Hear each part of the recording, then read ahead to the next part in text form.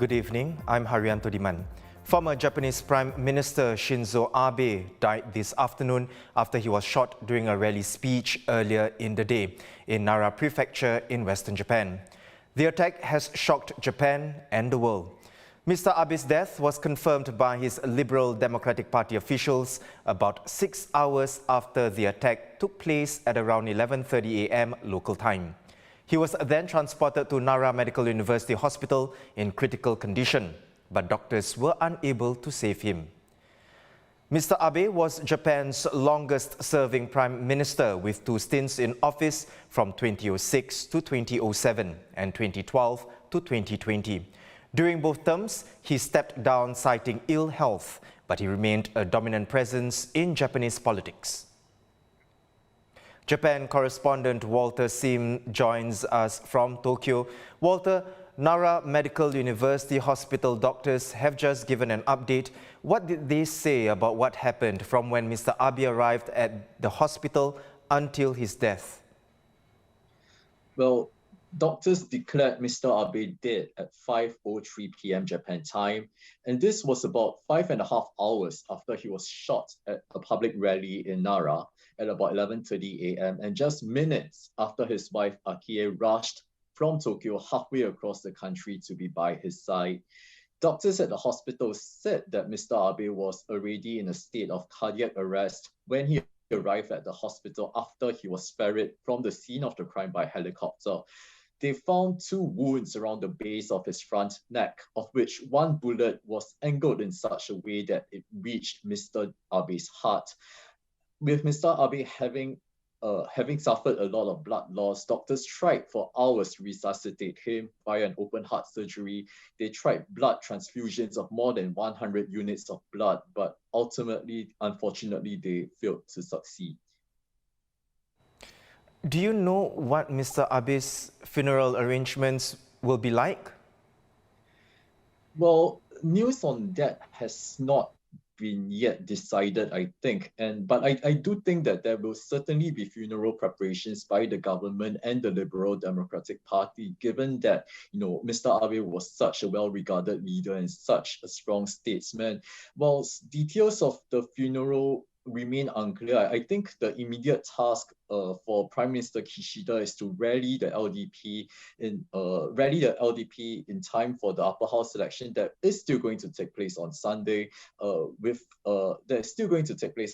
Prime Minister Kishida said that Japan will not kowtow to acts of barbarism and terrorism. And I think, after the LDP wins a mandate, if it wins a mandate on Sunday, preparations for the funeral would proceed after that. Let's now talk about Mr. Abe's legacy, Walter. What will he be most remembered for? Yes, indeed. As you said earlier, Mr. Abe was Japan's longest-serving prime minister over 2 terms, once from 2006 to 2007, and then from 2012 to 2020. He carried a lot of influence within the ruling LDP and had helped to shape significantly Japan's security and economic policies. Whilst he was a controversial leader, so to speak, because of his fair share of scandals, he will, I think, be remembered for the Abenomics policy that helped to stimulate Japan's economy. And he also significantly raised Japan's profile on the world stage through diplomacy. And he was instrumental in such frameworks like the Quad, as well as to bring the CPTPP trade pact to fruition. He also helped Japan win the right to host the 2020 Tokyo Olympic Games and even once appeared in Mario costume at Rio in 2016. Shootings are already rare, and for it to happen to a prominent figure, a former prime minister, how do you think this attack will change Japan? Well, one thing is for sure is that the attack has united the country regardless of where one stands on the political spectrum. As you pointed out, gun laws are already incredibly strict in Japan, and it's next to impossible to buy a gun in Japan given the tedious process this involves. But I think with the shooting of a former prime minister, the fact that the government had apparently used an improvised handmade shotgun and told investigators that he had prepared many other weapons and explosives, I think we can reasonably expect security and gun laws to be tightened even further going forward. The shooter, he has been arrested for attempted murder. What's the punishment for that in Japan, Walter? Well, given that Mr. Abe has passed away, the shooter will most likely be charged for murder, and that carries the death penalty in Japan. Given the high-profile victim and how politically charged the murder is, I do think that the culprit will unlikely get away with anything lesser than that. Walter, thank you for the updates. Japan correspondent Walter Sim there in Tokyo. In a Facebook post, Singapore Prime Minister Lee Hsien Loong has offered his condolences to Mrs. Abe Aki, Mr. Abe's loved ones, and the people of Japan, calling the shooting a deeply shocking and distressing incident. Earlier, he wrote that Mr. Abe is a good friend of Singapore. Shinzo Abe, Japan's longest-serving prime minister, a leader who left his mark on Japanese politics, has died at the age of 67.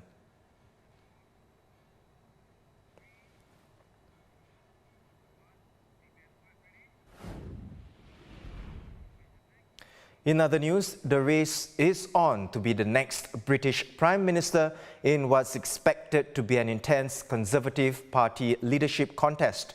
On Thursday, Boris Johnson resigned but said he plans to stay on as PM until a new successor is found. A timetable for the leadership contest is expected to be revealed next week. But some party members are demanding that Mr. Johnson bow out now and make his deputy, Dominic Raab, a caretaker PM while a new leader is elected. Joining us is Professor Jonathan Tonge, Professor of Politics at the University of Liverpool. Welcome to the show, Professor. Mr. Johnson says he intends to stay on as caretaker PM until sometime in October.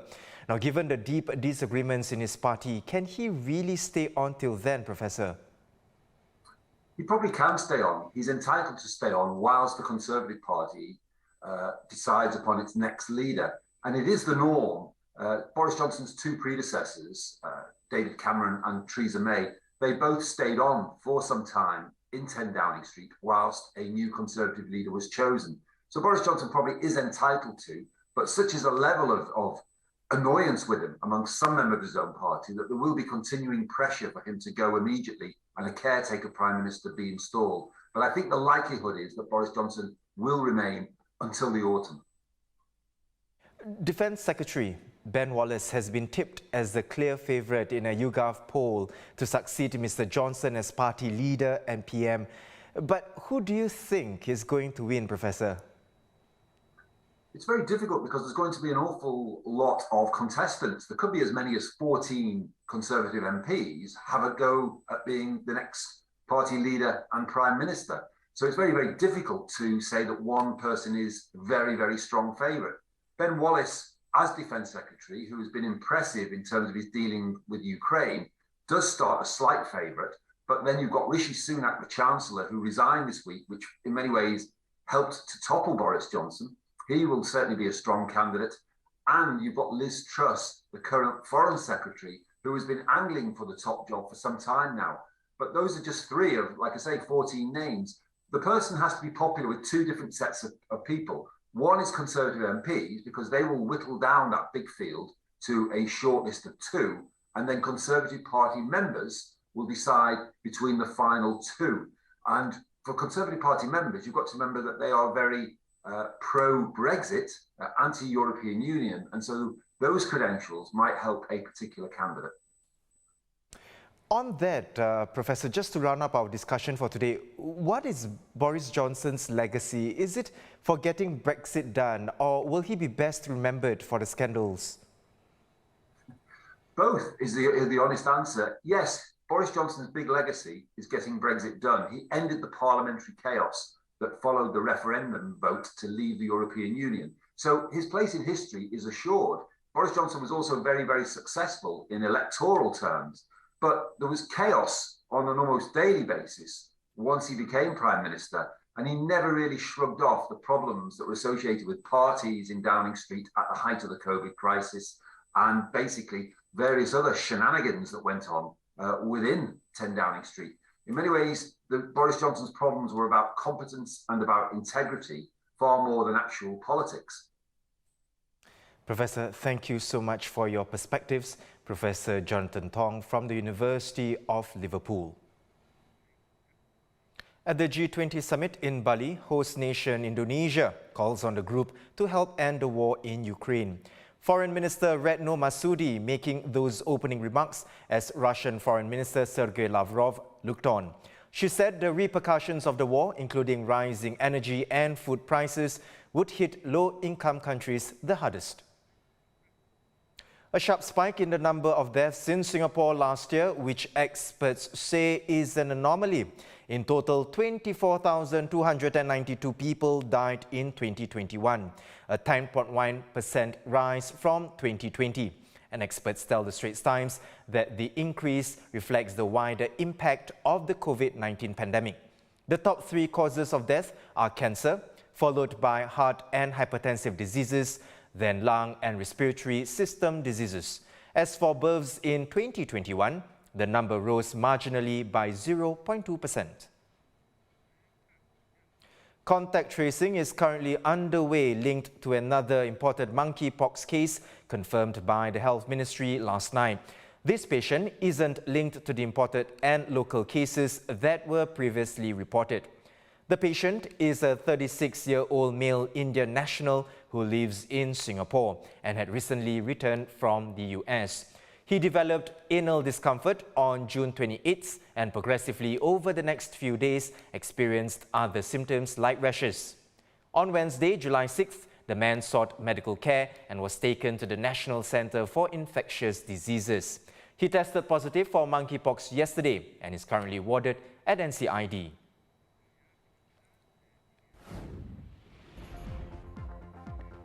Those are our top stories today. Don't forget to subscribe to us by clicking the red button below. I'm Haryanto Diman. Have a good weekend and I'll see you next week.